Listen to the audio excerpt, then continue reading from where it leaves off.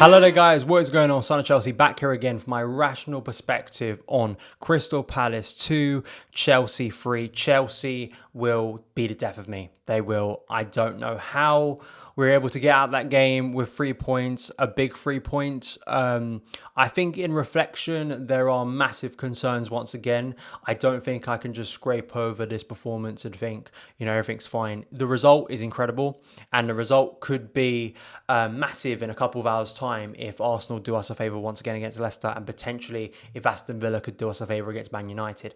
My concern is going forward in other games and performances, especially without N'Golo Kante and so many areas other than that. I mean, Crystal Palace will feel really hard done by for a number of reasons. They hit the post right at the end. They're really pressing us back. They had more of the play in that second half.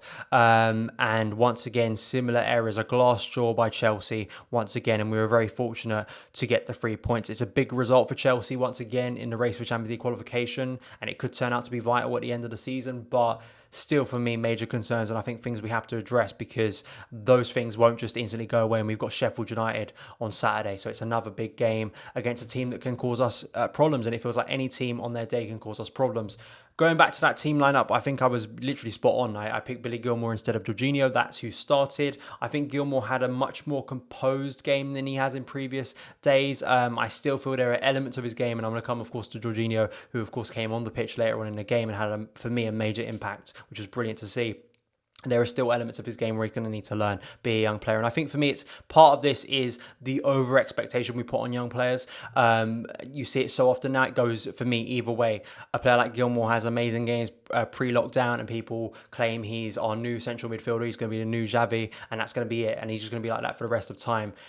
And then the problem with that is he comes back after lockdown looking sluggish, looking a bit more like his age, and people criticise him. And I think it's about really balancing your expectations and understanding young players' development and the difference between Billy Gilmour and Jorginho, and what two players based on experience can offer you on a pitch. That assurance that Jorginho had that Gilmour didn't. I didn't think Gilmour had a terrible game compared to other players. I'm not trying to scapegoat Gilmour here. There are other problems on the pitch, but I just think still it wasn't exactly what Chelsea needed, and I think that Kante was another big miss for Chelsea, especially in that central midfield. But going into the start, it was a brilliant start, a really rare type of goal, isn't it? It's weird to see. I really hope Gary Cahill season isn't over, but it looks like it, the way he pulled up there. Horrible to see. And then it's an easy tap in for Olivier Giroud, another goal for Chelsea, breaking the deadlock. And then Christian Pulisic, a wonderful strike. Once again, this guy looks like he can just do anything at the moment. He faded in the game, but I think that was more on the general play of Chelsea rather than anything to do with Christian Pulisic. I think at the moment he just gives Chelsea that bit of magic, that bit of almost Hazard magic that we've had previously, to just do something out of nowhere. And that's something Chelsea have really lacked in a lot of games this season. And as you can see at the moment, it's bailing Chelsea out. That goal was a vital goal in the end. And a massive strike, another massive moment for Christian Pulisic, who's just absolutely incredible at the moment, Chelsea's best player, and it's so exciting to see what he can become. And I think I'm just saying the same thing every game now, but it's just that was breathtaking once again from Christian Pulisic. Then, of course, the game-changing moment is Wilfried Zaha's stunning goal. If Pulisic's goal was impressive, Zaha's was much better. I think there was a lot of blame, of course, that went to Kepa, but I've watched it, rewatched it at half-time. For me, I don't think you can pass the blame to Kepa there. I think it's just a stunning strike. My problem was too much space. Billy Gilmour getting attracted to the ball out wide. The ball eventually deflects into the middle of the pitch where there's no defender there. There's basically, no midfielder there for Chelsea to cover. And Zaha has all this space. Zuma and Christensen tracking back, and he has the room to strike that ball, and he's got that technique and quality to do it. It's a stunning strike. And I think it shows you and demonstrates the reaction to that goal, a bit like the Kevin De Bruyne goal in certain sections, where the confidence for Kepa is so low at this point that goals that are basically stunners, that I think most people would think are incredible strikes, there's still question marks over him. And I think that shows you the lack of confidence in Kepa. I think that's really clear. And even if it is unfair on Kepa tonight, considering that goal, I think it shows you a wider picture of what people really think about Kepa in Chelsea's goal going forward. But yeah, that goal changed the game, and it changed any sort of clarity and any sort of composure Chelsea had, and we really needed half-time. Chelsea got into half-time.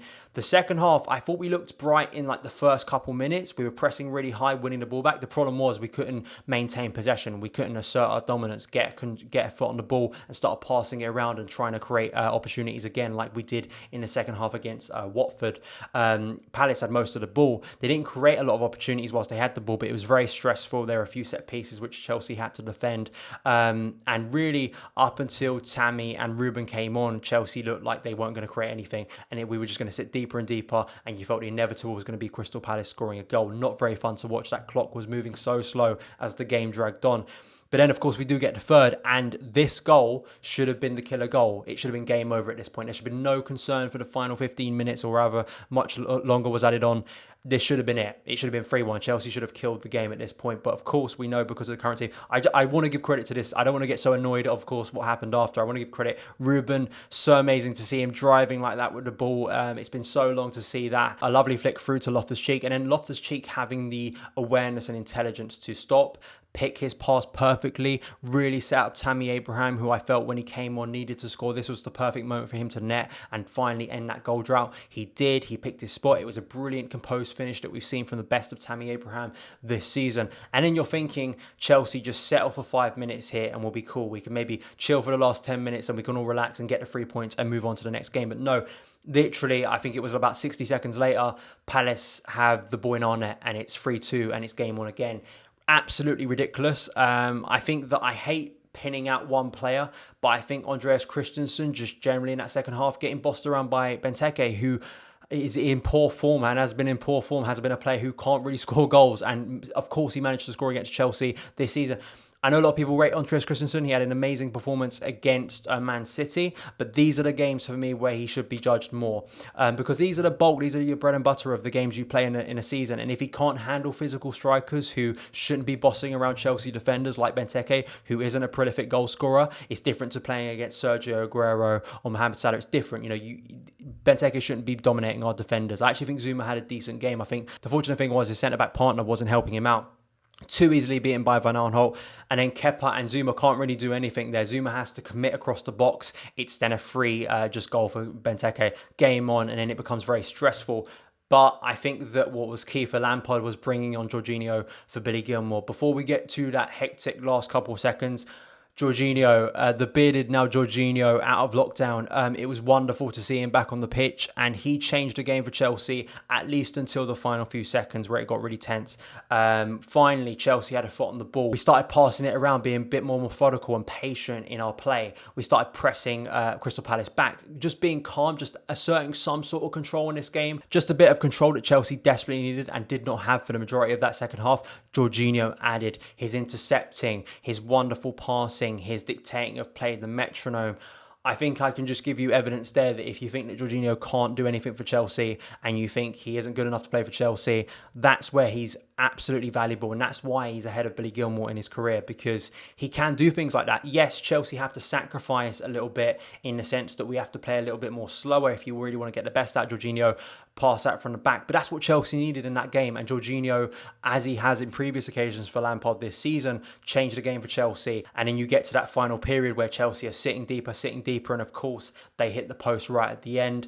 I think Kepa may have got a hand to it, but very lucky, and somehow we get out with the points. My worry for me is looking at that team midfield wise. I really hope Kovacic is fit for Saturday, because I think he could have been a player that came on. I mean, Gary Neville was talking a lot about the shape of that midfield, and yes, Jorginho was eventually the answer to try and get Chelsea back in possession, but I think Kovacic's ability, as well as Jorginho, to make tackles, to stop counter-attacking, to be the press resistance, I think that Kovacic is so good at that. I felt Tammy scored the goal, big for him, which is a positive, but I felt just in that last second, his inability to hold up the ball could have cost Chelsea very dearly. He should have made that pass to Willian, or, hit the pass strong enough so it would have gone out of play for a throw-in, at least for us. Didn't hold on to the ball, and eventually they nearly scored. So that's something Tammy has to get better at. Our hold-up play, that's essential in those moments, that hold-up play to hold up the ball, maybe win a foul, bring other players into play. It's something that Tammy needs to improve on his game,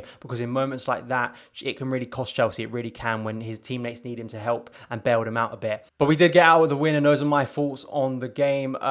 Just a deep breath at the end of that game, and I feel like that's going to be the case for a lot of these games at the moment, because Chelsea, until we can fix that area, I think we're going to see similar problems. I mean, it's just a glass straw at the moment, and I feel like that was a game where Chelsea benefited from luck at the end, that hitting the post at the end, really. So there are worrying concerns, but at the end, it's a result. It's the 3 points, and Chelsea could be sitting pretty in third if Arsenal do us a favour against Leicester, and potentially Aston Villa do us a favour against Manchester United. That could be a massive result, and this result, even though the performance wasn't perfect and had worrying aspects that concerned us and annoyed us, could turn out to be the most vital of the season. We never know, but it's a win. It's the win Chelsea desperately needed. We did get it. We move on now to Sheffield United, which is another big test for Chelsea. I'm interested to see how Lampard will approach that game. Of course, we'll think about that in a couple of days' time. Not a lot of time, once again, to rest before that game at Bramall Lane. But those are my thoughts. Thank you guys so much for taking the time to watch this video. If you did enjoy it, hit that subscribe button and the notification bell so you never miss an upload. Follow me on Twitter at Son of Chelsea, and I'll see you again.